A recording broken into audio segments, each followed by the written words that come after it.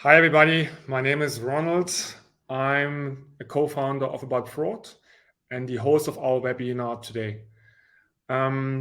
Before we going into our session of today and our guest speaker, I would like to have one housekeeping rule for everybody. Please ask questions. So on the right-hand side, you have a box where you can ask questions. Please ask questions anytime. Harry and I trying to see which questions coming in. We try to take them directly, or we take them at the end of the session. So please use this opportunity and make the session as interactive as possible. Perfect.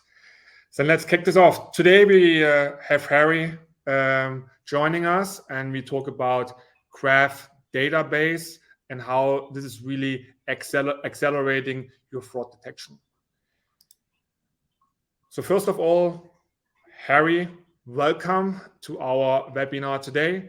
Please do a round of introduction from your side. Who you are, what have you done, what is your role, that everybody knows who's Harry. Thanks, Ronald. Hi, I'm Harry Powell. I am the head of industry solutions at TigerGraph. What that means is that I guess I'm responsible for trying to make our graph database technology, and we'll come on to, I guess, what that is in a bit. We're trying to make that relevant to businesses and find use cases and really understand how this kind of relatively abstract thing, a graph, a network, can be used in all sorts of circumstances. My background to that is, I guess, in two parts. I spent the first 15 years of my career as a banker, investment banking, capital markets, private equity, and a bunch of other things around that.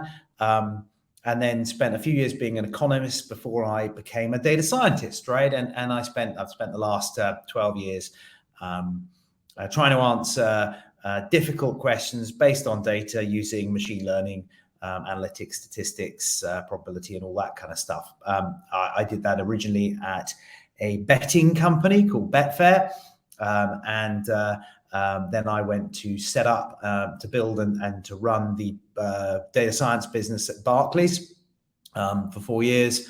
And then moved on to do something similar at Jaguar Land Rover, which is an automotive manufacturer in the UK. So I've got a background as in front office banking, and also in data science. That's what I do, and I've kind of come to Graph because we found some interesting use cases for it in Jaguar Land Rover. And I kind of went through the whole process as a user, right? As someone on your side of the table, right? And got enthusiastic and interested in it from that side. And that's kind of when I stepped across from one side to the other. I kind of joined the dark side, as it were. And that's sort of my history. Perfect. Welcome, Harry. And I'm really happy that you are part of this discussion today, because it's very important to understand the issues and challenges of an organization from different angles, to really be able to lay out what are solutions, what are opportunities, what are challenges. And that's what we're going to tackle today in our session.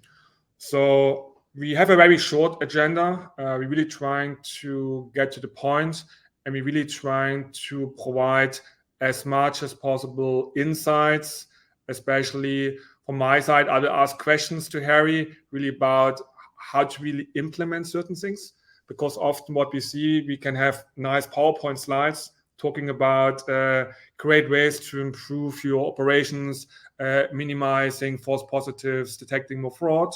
But in practice, a lot of big organizations, especially on the banking side, have a big challenge to implement new projects, new tools. And that's something where I'm going to challenge Harry for a bit during the session to see how can you really implement something like a graph database or graph solution into your existing environment.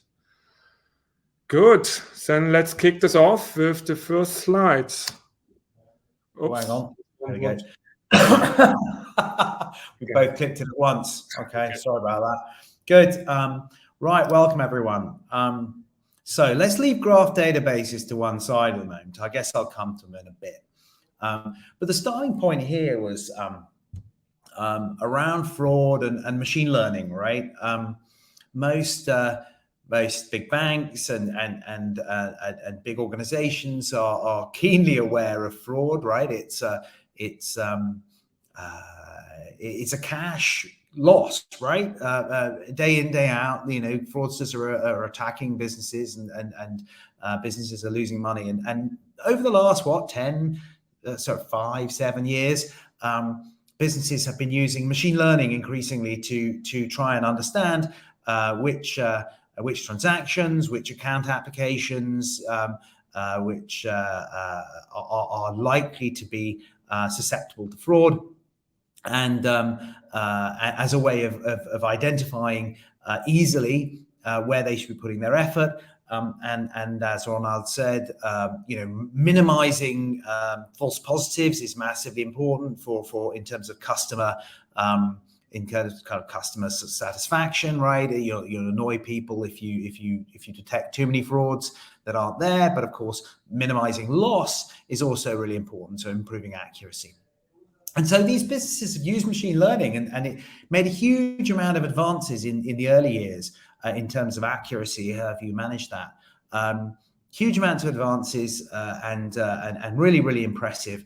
And for the last few years, they've been tuning their machine learning models. They've been trying different methodologies and working really hard at it. But I think what was interesting to me when I was speaking to people, particularly in the banking industry, is how they were working hard, but they were beginning to find that no matter how much tuning they did, they didn't really get any improvement in their machine learning accuracy.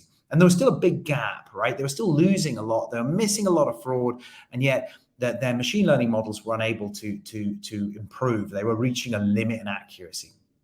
I thought about it and thought, well, effectively, a machine learning algorithm, right? And I guess I'm assuming that there are those who are out there who can kind of have seen the same sort of thing, right? Limit in accuracy. Well, a machine learning algorithm is about trying to spot patterns in data. It's a bit like, this is my analogy here, you're trying to squeeze juice out of the lemon, right? You've got juice in the lemon, and that's your pattern, and you're trying to use your machine learning algorithm to get as much juice out as you can, right? And the better you squeeze it, the more you squeeze it, the more juice comes out of that lemon. But the analogy goes that if you're only squeezing half a lemon, right, you can only get half a lemon's worth of juice out of it, right? They were reaching a limit, not because their machine learning algorithms were necessarily bad, but they were getting diminishing returns because they weren't actually using all the data they had available. All the signal, they were throwing away some of their signal because they weren't using the connections in their data, right? That's my graph algorithm angle on this, right?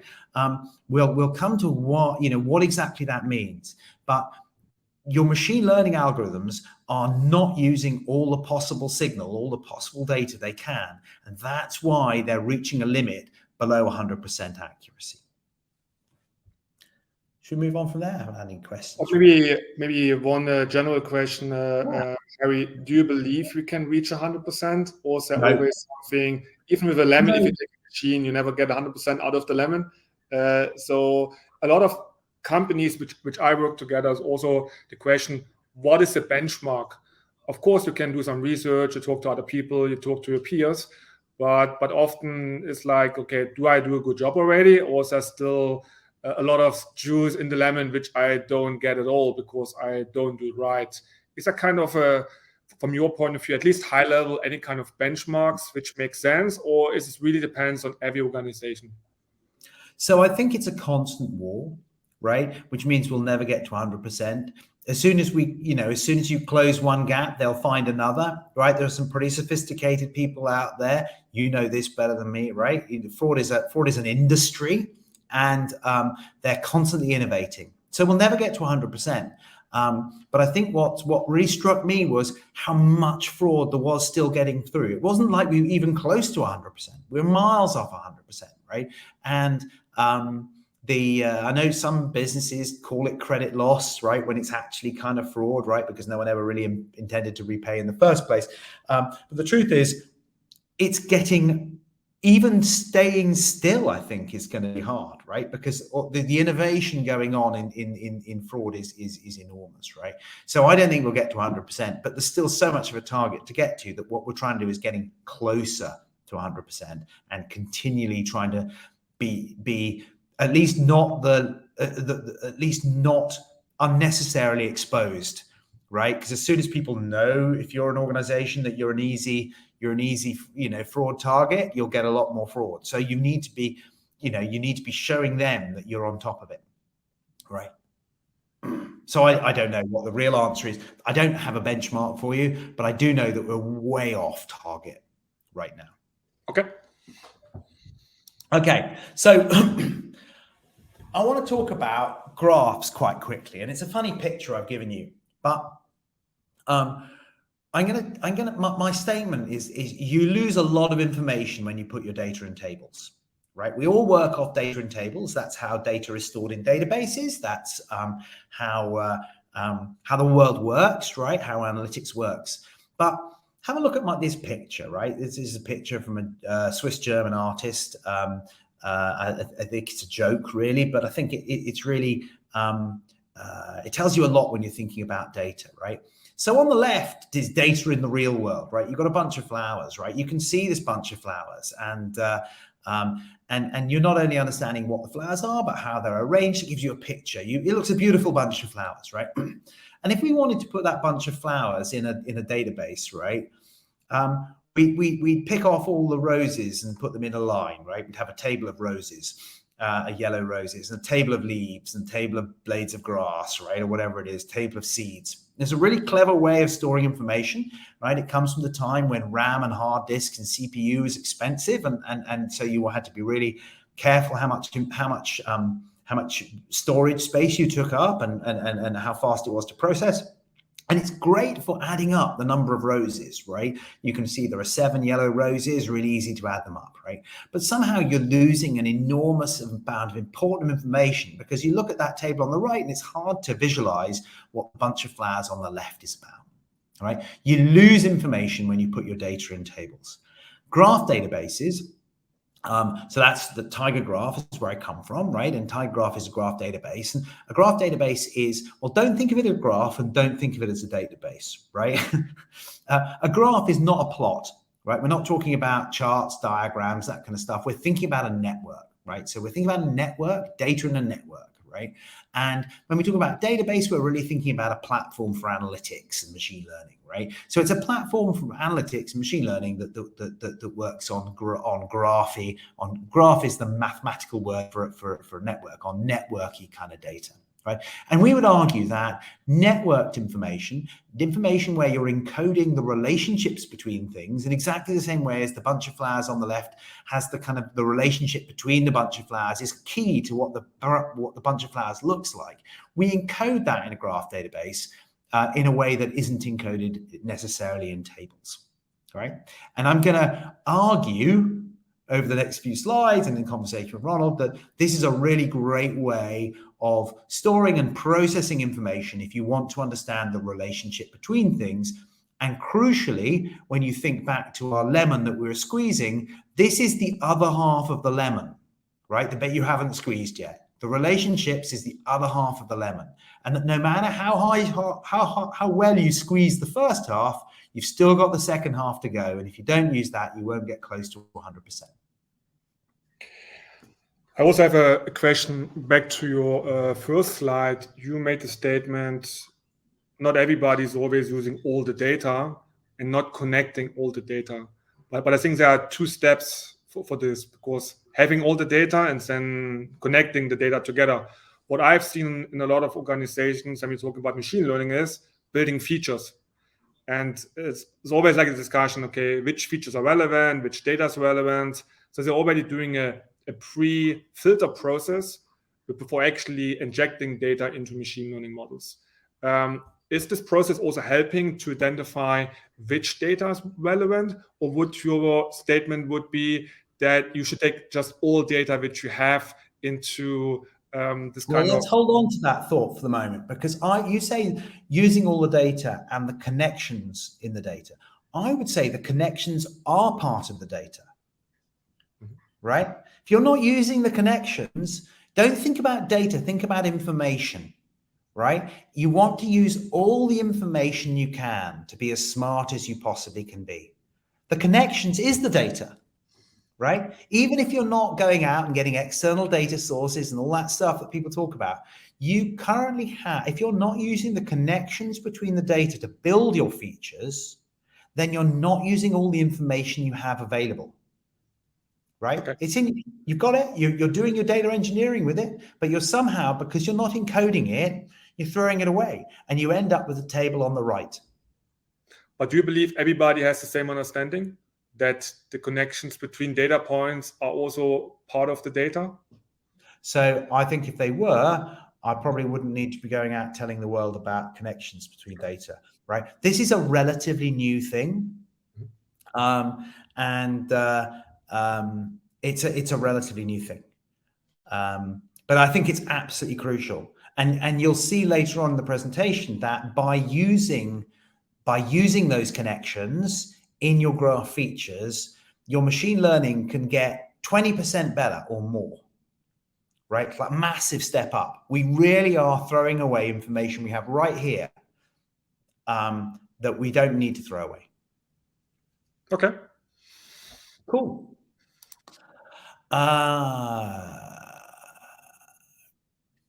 Okay, so we want to think about, I'm making a claim about graph databases and connectedness. So let's think a little bit more about that, right?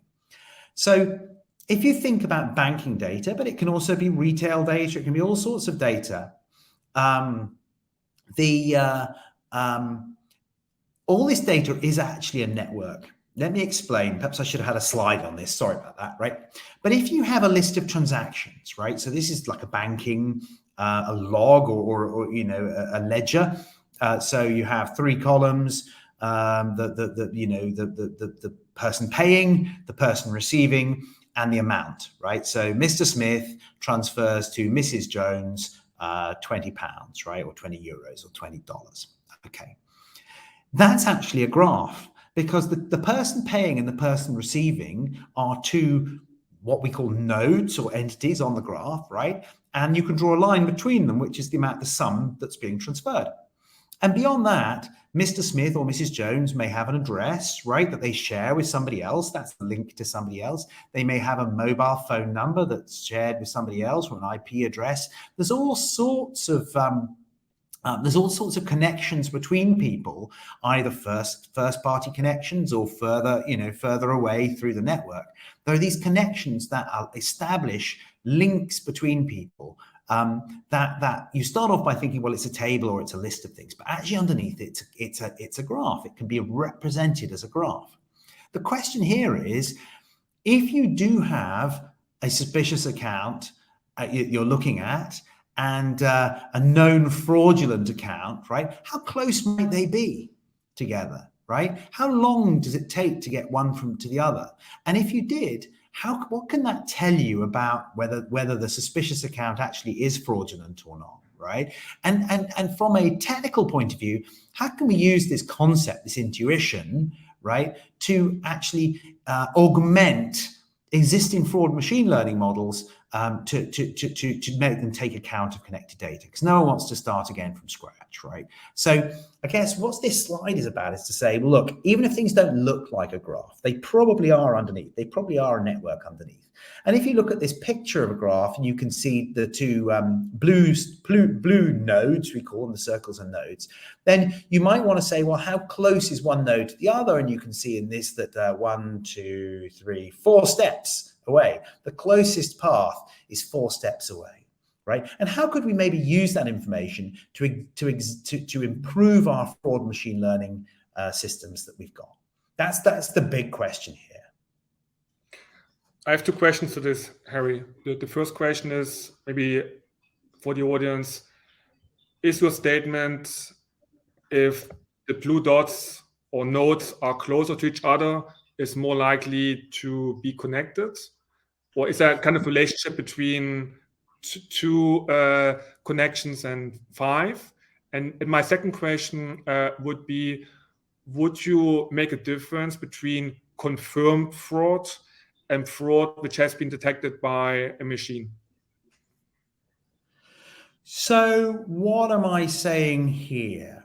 I am saying it's an intuition, right? We don't know, right? The machine learning model will tell you whether it really is connected or not, but it seems like someone who's more closely connected through a number of steps is probably more likely to be a fraudulent person, right? And so it feels like that's kind of information you'd want to put into your machine learning model, if you possibly could, right? And there are other things we'll talk about. I think there's a slide later on about other kind of algorithms you might want to run on your graph that again might have predictive power. Okay. And my second question, Harry, was more about, would you differentiate between confirmed fraud by an agent, for example, if someone reviewing transactions, in comparison to a fraudulent transaction detected by a machine and automatically declined, or something happening automatically without being confirmed by someone? Is that different? You know, what I'd say is, so you probably have more of the second, more data points of the second than the first. You probably want to run both, one as one graph feature and another as another graph feature, right? And see whether there's predictive power in those things. So it means you could overlay different graphs. Yeah. Okay. Yeah. Well, you'd have the same graph, right? But you'd probably look for different patterns in the same graph. The point here is you want everything in one graph. Every single possible thing that could connect things together in one graph. And then you want to go out and search. What's the closest thing I can find? We've got a question on the right-hand side. Maybe you can... Yeah, the yellow nodes. So they could be anything. Imagine we start off at 2 blue dots. At 1 blue dot, and we want to know how far it is to the other. So a blue dot is a person, let's imagine, or an account here or something. Okay, so maybe that account has an account holder. That's your first yellow dot. And maybe that account holder has a telephone number, right? That's your second yellow dot. And maybe that telephone number is linked to a different person, right? That has an account, and that's your second blue dot, right? Or it could be the first blue dot is a person, then that person transfers some money to another person, who transfers money to another person, who shares a house with the final blue dot, right? It could be anything. It doesn't have to be one kind of information you step between. And I think there's also one question from Elliot, which I think is a good question, because maybe not everybody knows how to get started, because the question at the end is, how do you decide what data is used for links? Because you have all this data, and if you're starting a Graph database, would you as a kind of a user of the system link this data, or is the machine doing this completely automatically for you? Maybe that's a good point to get. Yeah, I mean, I'd say generally what we say is that the circles, the nodes, are nouns, things, right? And the arrows tend to be verbs. So an account has an account holder. An account holder uses a mobile phone, right? The mobile phone is also used by another person. That person transfers some money to a person. Can you see how the edges, the arrows, the links here tend to be verbs, and the nodes, the circles here, tend to be nouns. But for me, think about it in the real world. That's a real strength here of graphs. Think about it in the real world, right? If something can be linked together, then link it. Link it together in terms of it making sense. Yeah, that's what I would say. Yes, guilt by association, Mustafa. That's exactly what it is. It's totally unfair, isn't it? But it turns out it's a pretty good way of spotting fraudsters. Sorry, I'm answering questions on the right-hand side. Natasha, we'll come to computational efficiency in a bit. I also put one question in the Q&A section. I think it's good that the audience asking questions, but I'm just trying to put some questions to the end. Otherwise, we're not going through the slides. So let's continue with the slides, Harry, and let me just see the questions. Right. I'll leave questions to you, Ronald. And so sorry, guys, if I ignore your questions, it's because Ronald has ignored your questions. It's his fault. Okay. So the big thing here is everything here is a graph, pretty much. You can think about how you create the graph. The question is, how can we use our intuitions to create something which can augment or existing fraud detection systems? Okay, where do we go from here? Well, I'll tell you what we've done, and then I'll tell you how we've done it. So TigerGraph is this graph database, right? And there are a few out there. We're not the only graph database, but it's interesting how I think a lot of the big implementations are now done with TigerGraph rather than anybody else. So we got you working with 4 tier 1 US banks, right? We aren't allowed to explicitly name who they are, but they're the ones you heard of, right? They're the big ones, right? The big names, right? And you'll probably work out what one of them is by reading this slide. We're working with these 4 guys, and they're losing a lot of money on fraud, a lot of it on synthetic identity fraud, but not just that, application fraud, card fraud, all kinds of frauds. They're losing billions of dollars into fraud. And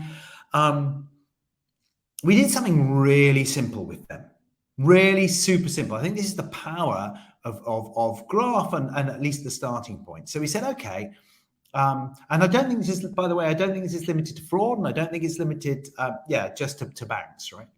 We said, okay, you've got an existing workflow. So if you look at the orange flow diagram on the right, they've got an existing workflow. They've got some core systems. They pull data out into a data lake. They generate some machine learning features using Spark or Python or something. They create this table of features. They put those features into a fraud detection application. Maybe Nice Actimize or whoever it is they've got, FICO or whoever they're running. Maybe they built one themselves. That fraud detection application labels transactions or applications or whatever it is as suspicious or not, and then those get passed to investigators, right, who decide, and the bank takes action. That's a workflow they have. Sometimes it works in real time. Often it doesn't work in real time. Obviously, loan applications don't necessarily need to work in real time, whereas transactions probably do. Okay, now we said, okay, let's take the data you're already putting into your fraud detection algorithm. So no new data. We haven't introduced any new data points in there, but we've taken those data points and we've structured them like a graph, right? So where there are connections, we create a graph with connections between people and mobile phones and transactions and all that kind of thing. We create a graph database with their existing data, and then we run some algorithms over it. We'll cover what those algorithms are. They're out-of-the-box algorithms that you can get with TigerGraph, and actually probably our competitors too. We run those graph features over the graph database, and that allows us to create another table, right, of graph features for each of the records that we have. And we just join the two together, the original table and the graph features table together, just down exactly as you'd expect, and retrain the model and run it again. Right, so really simple. We haven't affected their architecture. We've hardly done anything, right?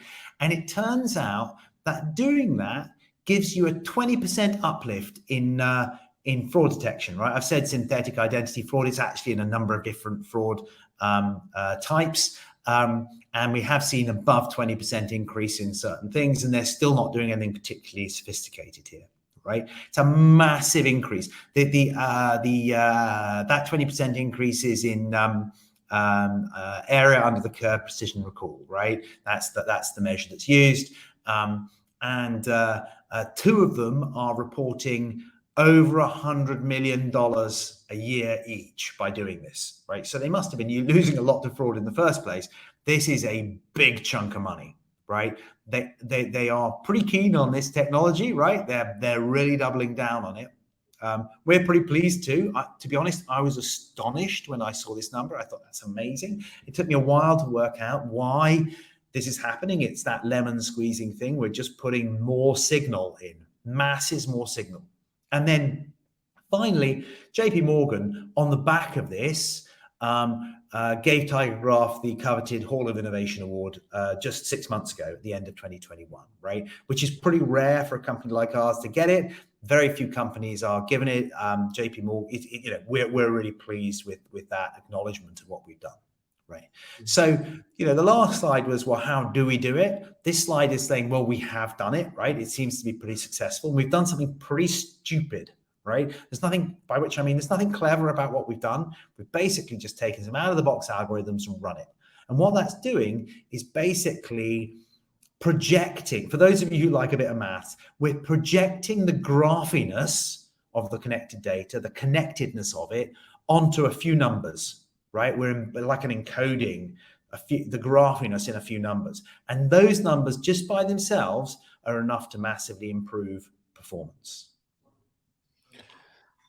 I have a few questions, and also we get some more questions, which is good. But one question for me is, if we're looking at this diagram on the right-hand side, how long does it take to get the features? I mean, often it's like an iteration. So if you're going into a new customer, new organization, so how many iterations are needed? Of course, it's an endless loop of iterations, but how many iterations are really needed to add or have an impact in the organization? Is that kind of a learning curve as well? Because you can see you have the Graph database, you have the features need to iterate, going back to the machine learning model. I also doubt that every bank is retraining the machine learning models in real time. Some also take time. So I guess there's a certain learning curve needed to really have an impact. So, I mean, obviously the faster the organization moves, the faster it happens. Given that, imagine one of these big banks is losing 100 million, or could be losing $100 million a year less, then every week they don't do it, it's $2 million out the door. So they've got quite an incentive to get on and do it in terms of speed. I think we used about 15 different features that came out of the graph. So not a huge number. And you're right, there is a sophistication in doing it now, but we've actually built a wizard, right? Like a wizard that just says, give us this kind of data and we'll produce these features for you. So that, like, the starting point, I think, is quite easy. From there, you're probably going to want to think about it more deeply, because you're right, even two banks are never going to be exactly the same. Let alone going from banking to retail fraud or whatever. But it's amazing how dumb what we've done is, right? It's pretty much just chuck the, our approach was, okay, well, we don't really know any better. Chuck the numbers in, run some out of the box algorithms, see what comes out. So I think the opportunity to go above 20% is significant. Mm-hmm. So there's one question from Leslie, who asks, does this method also result in fraud being detected more quickly? I would say probably not, right? We're using the existing fraud detection application with the existing cadence. However they're running it right now is how we'd run it in the future. That doesn't mean we couldn't do something more quickly, but this particular approach is just saying, let's keep everything you're doing the same. We'll just make it better. That probably doesn't make it quicker, but it does make it will reduce the false positives, increase the true positives. We're likely to catch a lot more in our net, but we won't be using the net in any different way. Okay. One more question. Is there a feedback loop back to the database? Or how are you taking into consideration any kind of confirmed fraud back to the learnings? Or is this only going into the bank's machine learning model? So if the fraud comes out and it's labeled as a fraud and confirmed as a fraud, it doesn't even need to be confirmed as a fraud, I guess, but if it's labeled as a fraud, it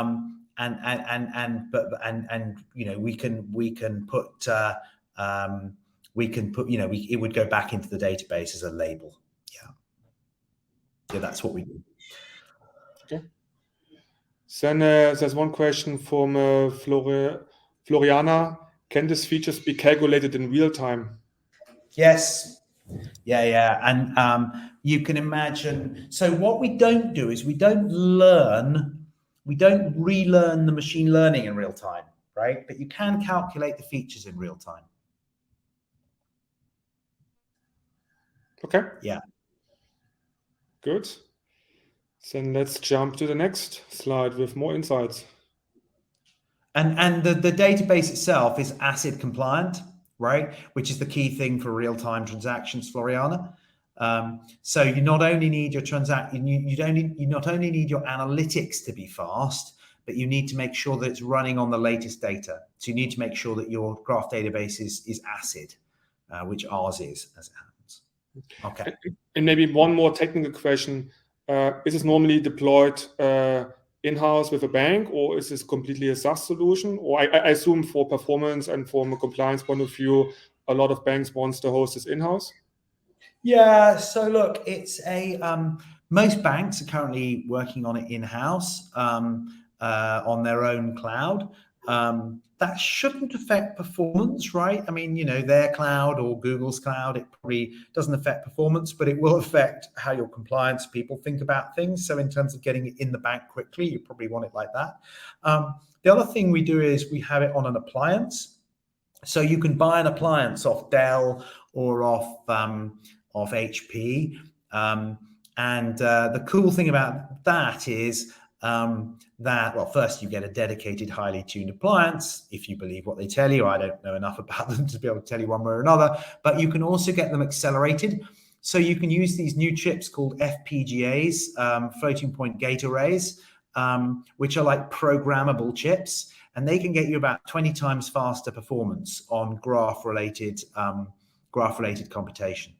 So what GPUs are to linear algebra and matrix calculations, FPGAs are to graph calculations. So Floriana, even quicker for your real-time stuff, right? Cool. Should we move on? I hope this is getting people's interest. So what are these out-of-the-box graph features we've used for machine learning? I thought I'd give you a kind of a picture of 3 of them. There's a nice intuition behind each of them. They are out of the box. On TigerGraph, they're actually open source, so you can see how they work. You can adjust them yourselves. You can push them down directly into an FPGA if you want to, and there's a further degree of sophistication if you want. But let's have a talk about these 3 features that we just pulled out of the box, right? So first is closeness, right? This is the classic shortest path algorithm. The intuition is that if you, if you're close in the graph, you're probably close in real life, right? If it doesn't take too many steps to get from one account to a suspicious account, then it's probably going to be fairly suspicious, right? And you can see how that's tricky in terms of computation. You need to take a number of steps into your database. You need to be exploring lots of paths. That's where a graph database is really, really quick. If you thought about doing this in a relational database, the kind of thing that you're more used to, maybe each one of these arrows would be a join, right? And you know how slow a join can be. So you'd kill yourself trying to do it in a relational database. You can do it really quickly using a shortest path algorithm on a graph database. Secondly, the Louvain community detection, right? So the question here is your account you're looking at, or your transaction, or whatever it is it in a community in some sense with other transactions that you've previously labeled or think of as suspicious, right? So Louvain community detection is a particular approach. It's kind of state of the art. It uses something called modularity, which says it detects a community where there are more links within a community than there are between that community and other communities. So is it really tight knit, or is it not really? And this is a pretty useful detector, right? What is the account you're looking at in communities? This is one that actually might not be able to be run in real time. It's pretty computationally intensive, but there are ways of localizing it to make it a little bit faster in particular cases. But we use this. This is pretty good. And to be honest, if you run it once a day, it would give you easily enough predictive power to improve your fraud detection. And then finally, and this is the one that's kind of a bit funny, I think, PageRank. So those of you who are into this stuff would know PageRank is the algorithm that was come up by Sergey Brin and Larry Page of Google to rank pages on websites, right? This is the thing that underpinned the original idea of Google's web search. And the idea is that if you're in the World Wide Web and you're randomly searching from page to page, going along links that you find on each page, you're more likely to land up on, I don't know, Amazon's website than you are to land up on some fringe hobbyist activity website in some corner of a remote country or whatever it is, right? Because there are just lots of links.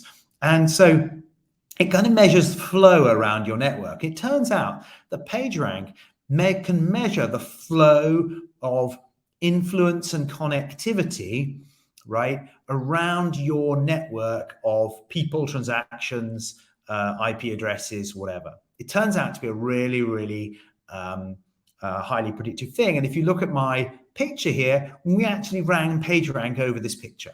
So the size of those circles are actually real PageRank sizes, right? And so it shows that in this case, the blue dots are kind of quite large, middling sized. We have found that PageRank really helps you detect fraud really significantly. We've got some nice demos that I won't be showing today, but we've got some nice demos that you're interested that will show you how that all works. So I guess the message out of this is we have run these. What we do is we run these out of the box algorithms over the graph. We get some numbers out and we add them in, right? The maths behind it is complicated, but it's already been done for you, right? Pretty much. And as I say, we've got a wizard that will basically pull the most popular algorithms out, that will package them up and will enable your data to be quite easily augmented. I have a question regarding the knowledge which is needed to somehow get the most out of this. Do you believe that if a bank already has a machine learning team in-house today, they just can plug and play the data, or is there also a training needed for machine learning experts today to really getting the most out of a Graph database? So at the most basic level, I don't think you really need to know anything because we can basically just give you the tool and you can get on with it. That's not going to get the most out of it, right? To really get the most out of it, you probably want to start thinking in terms of graph. You probably want to start learning GSQL. You might even want to go onto graph neural networks, which are even cooler and got an even bigger, much bigger uplift actually than just doing this.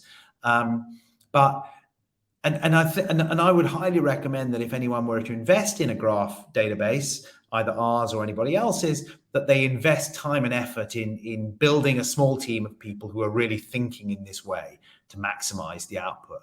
But to get a degree of output that pays for itself and then many times over, you probably don't need a huge amount of skill to do that. Because the thing is, you're increasing the information by such a large amount that even if you only get a small proportion of that out, it's still going to improve your AUCPR, your precision recall curve output. So that means fewer false positives, more accuracy. Yeah. And do you think that companies would use this kind of out of the box features in parallel, or is it more like you mentioned, you're doing a test, you're running the same data in different models, and then you see what is the best output? Or would you running this also in parallel and changing this and simulating this and really improving this all the time? Or is it more like you plug in the closeness and then it stays there for a while, and then you're trying to experiment with different approaches down the road? So if you're asking, do you use all the features together? Yes, that's what people do. They just basically get them in as quick as possible. And then there's a kind of a question, right? Which is, how do you balance, on the one hand, the risk that your model isn't any better, right, or is worse, or changes the number of false positives or annoys customers or whatever, with the fact that you're bleeding money out every day, right? What is the, how much worse would it have to be in order to, and I guess one of the nice things about this approach is because you're just adding new features into your existing machine learning model and retraining, if the features, the closeness, community detection, centrality, right, if they're not adding any value to your machine learning model, your machine learning model will simply ignore them. And the worst will have happened is that you'll have paid for a TigerGraph license, we hope. You'll have paid for a TigerGraph license and you're not getting any new value out of it, right? So your downside is the cost of a TigerGraph license, right? And the pain of implementing it, right? If there was any pain, right? My strong suspicion is that downside, your downside is not even break even. Your downside is much better than break even here. And it can't be worse than the cost of the license, because it can't make your machine learning model worse. If it did, it would just be ignored. So at least the safety net. Yeah, I guess so. Okay. I guess so. Should we move on? Yes. Cool.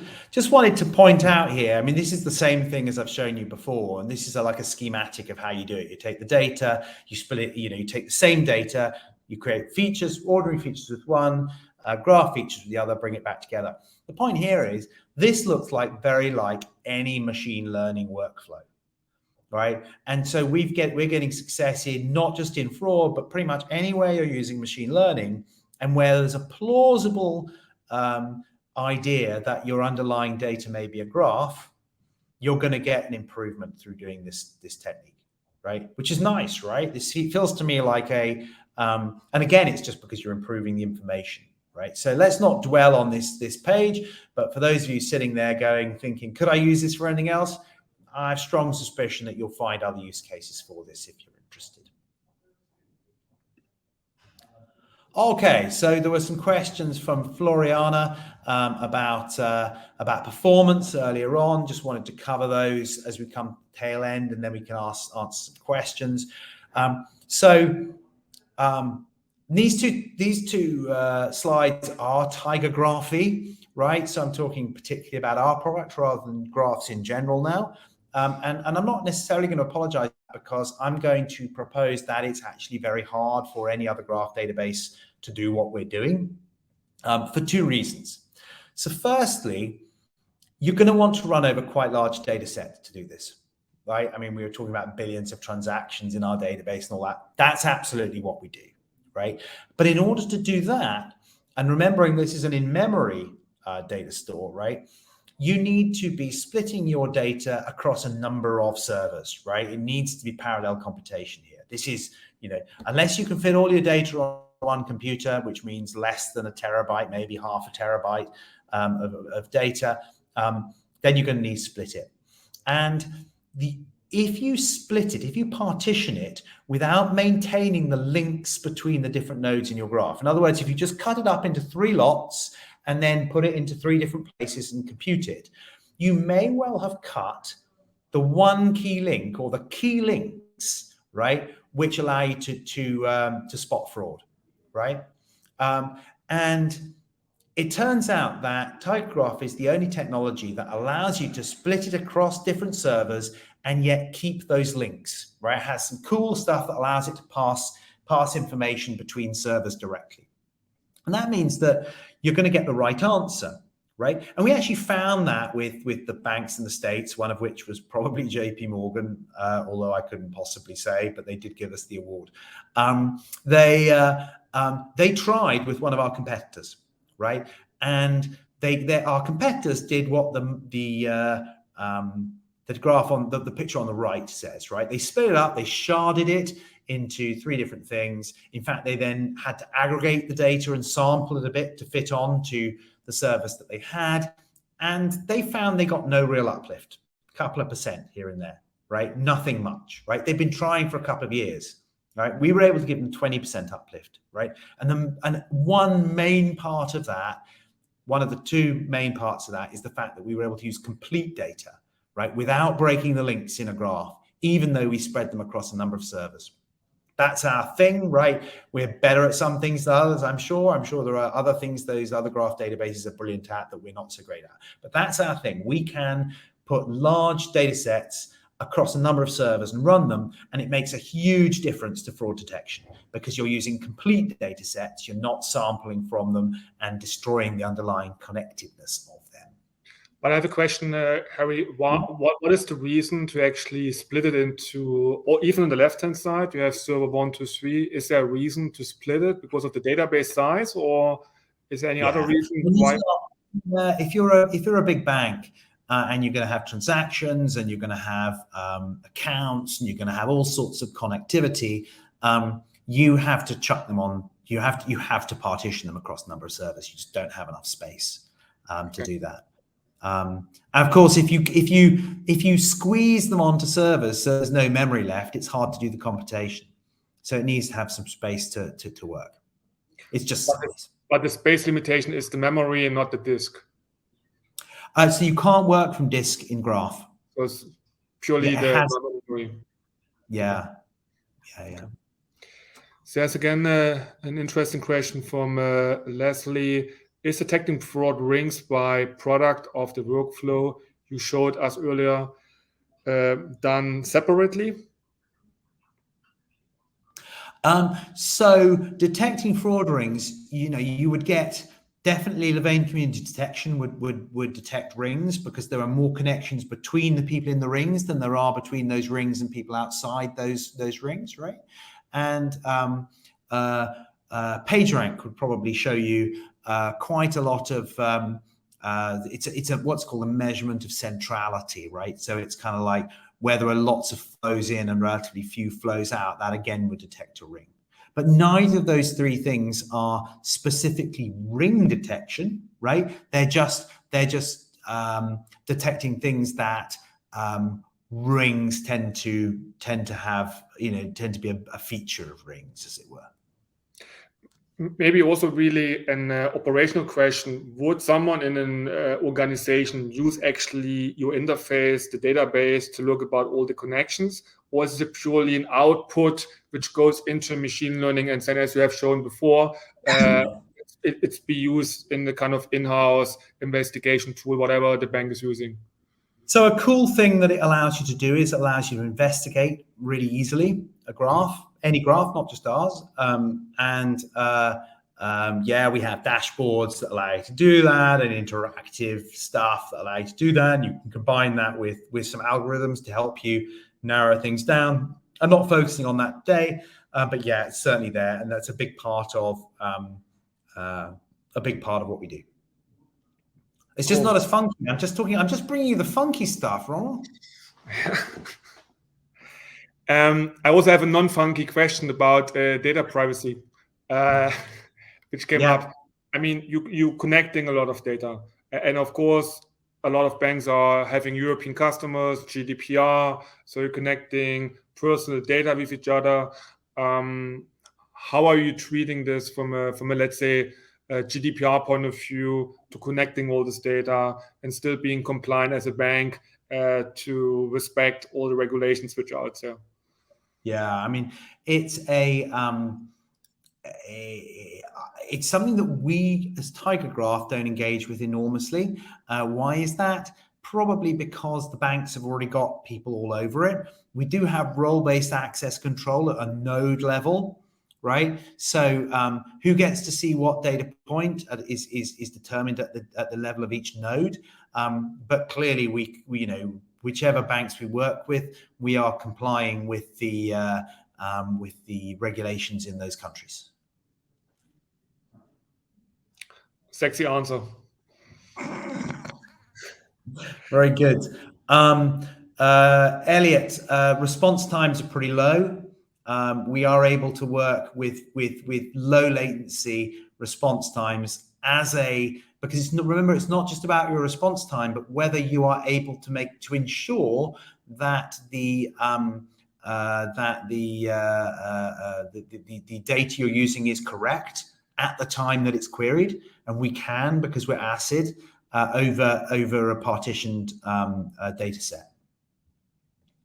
Yes, you can decide what edges are considered, Elliot, also. The point of a graph is that you treat edges exactly the same as you treat nodes, right? Anything you can do to a node, to a data point, you can do to an edge with a connection. So you can add up edges, for example. That would be something you could do that you certainly couldn't do in a relational database. Just do exactly the same things to connections as you can to the data points themselves. One more slide, I think. Yeah, and 5 minutes to go. Yeah. So we talked about how scale is important. Milliseconds, Phil. Maybe even faster than that. Okay. So we talked about scale being important because if you don't use the complete data set, you're probably missing a bunch of links that are important. The other thing is that if you're running algorithms, and that this whole approach is around algorithms, right? If your graph isn't fast enough, you can't run enough iterations to make your algorithm work, right? This is a real problem because look at the funny spidery diagram on the left-hand side, and imagine you're at the node in the middle, right? The central node. Imagine you've started there. Well, if you're doing some, say, shortest path algorithm, the first step you do away from the node, you have to go along 3 edges, right? Because you're looking out to seeing if all the nodes around it are ones you want to find. And then from each of those 3 nodes, you have to take another 3 steps, right? And from each of those nodes, you need to take another 3 steps. So what you're getting is you're going from 1 to 3 to 9 to 27 to whatever it is. I can't remember, right? Some big old number, right? The point is that it's a power law thing going out there, right? And that means that if your underlying graph engine is a bit slower, is a small amount slower over a one traversal going from one node to another, say maybe it takes twice the amount of time, whatever it is, then over 10 traversals, it's 1,024 times slower, right? Because it gets slower incredibly quickly. And that means there's a limit to how many iterations you can run on your algorithm. There just is, right? How far you can traverse around your graph, there's a limit. That means that because TigerGraph is written as purpose-built from the ground up in C++, it's as fast as it can go pretty much, right? We can go considerably further around the graph than our competitors, right? So again, that's not that they're bad graph databases, right? They're great graph databases, but for this use case, if you're trying to run algorithms on highly connected data, you're going to slow up really quickly. Right, and that again is a reason why JP Morgan and those guys were unable to use some of our competitors for running this kind of thing. Right, so that's my push on TigerGraph. But I think it's worth pointing out that the downside of this, if there is a downside, is that it is computationally expensive. Right, you've got to do a bunch of compute to do this. Now, it turns out that TigerGraph's really good at that, but it does mean that you need to use the right tools for the job. And also in 1 hour, we cannot cover all the details. That's why I just activated the handouts. So all of you can see on the panel, I think on the right, a new section called handout. If you click on this, you can find 2 documents, which gives you more details. So on one hand side, please feel free to download these 2 documents. On the other side, I'm just going back to our first slide.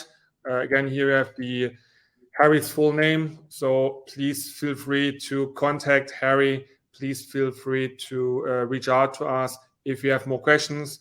Because the time is already over. So we already spoke for an hour, Harry. Time is running so fast. And I can imagine we getting more and more questions.